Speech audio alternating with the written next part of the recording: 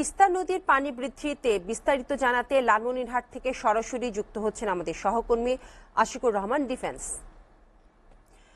Defence তিস্তার পানি বেড়ে উত্তরাঞ্চলের নদী তীরবর্তী চর এবং নিম্নাঞ্চল প্লাবিত হওয়ার আভাস দিয়েছে পানি উন্নয়ন বোর্ড। এ ব্যাপারে কি ব্যবস্থা নিয়েছে স্থানীয় কর্তৃপক্ষ?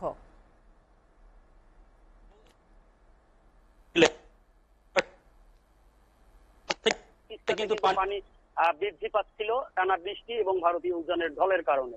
আমরা আজকে সকাল থেকে দেখছি যে ক্রমান্বয়ে পানি কিছুটা বৃদ্ধি পাচ্ছে এবং তিস্তার যে ডালিয়া ব্যারাজ পয়েন্ট রয়েছে সেই ব্যারাজ পয়েন্টে আমরা সকালে 15 সেন্টিমিটার নিচে দেখেছিলাম এবং সেটি কিন্তু বিকাল 3টা নাগাদ এসে 5 সেন্টিমিটার নিচে আছে, যা এই পানির চাপ অব্যাহত থাকলে আগামী কয়েক ঘন্টার মধ্যে সেটি বিপদসীমা উপর দিয়ে প্রবাহিত হওয়ার একটা সম্ভাবনা রয়েছে, এই আশঙ্কা করেছে পানি উন্নয়ন বোর্ড। বিপাশা আর একটু যদি বলিয়ে রাখি, ঠিক এই মুহূর্তে আমি অবস্থান করছি লালমনিরহাট জেলার আদিতমারি উপজেলার মহিষকছা ইউনিয়নের 12ঘড়িয়া গ্রামে। এখানে কিন্তু এই 12ঘড়িয়া গ্রামের বিস্তীর্ণ এলাকা পানির নিচে চলে গেছে, ঘর বাড়ির মধ্যে পানি উঠেছে এবং আমি ফ্রেমের মধ্যে দেখানোর চেষ্টা করছি যে এখানে একটি মুদি দোকান এবং কিছু বাড়িঘর কিন্তু এখন পানির মধ্যে রয়েছে। সবশেষ তথ্য অনুযায়ী যদি যে করাটি বলা যায় যে এখন পর্যন্ত প্রায় 1500 পরিবার পানিবন্দী অবস্থায় রয়েছে এবং এই হঠাৎ এই আকস্মিক বন্যায় যেটি বলছে পানি উন্নয়ন বোর্ড, সেটি হচ্ছে যে এই বন্যাটি হবে স্বল্প মাত্রার এবং এই বন্যাটি হবে ক্ষণস্থায়ী, অর্থাৎ অস্থায়ী বন্যা।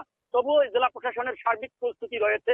জেলা প্রশাসনের সঙ্গে কথা বলেছি, তিনি যেমনটি জানিয়েছেন যে এই বন্যায় যারা পানিবন্দী অবস্থায় আছেন এখন তাদের খোঁজ খবর নেওয়া হচ্ছে এবং তাদের জন্য শুকনো খাবার কিংবা ত্রাণের ব্যবস্থার জন্য সার্বিক সচেষ্ট রয়েছে প্রশাসন এবং সেই সাথে ইউনিয়ন পর্যায়ের যে প্রতিনিধিরা রয়েছেন, জনপ্রতিনিধিরা রয়েছেন, তাদের কাছ থেকেও তালিকা চেয়েছে জেলা প্রশাসন। বিপাশা, সব মিলিয়ে এই ছিল লালমনিরহাটের বন্যা পরিস্থিতির সর্বশেষ খবর।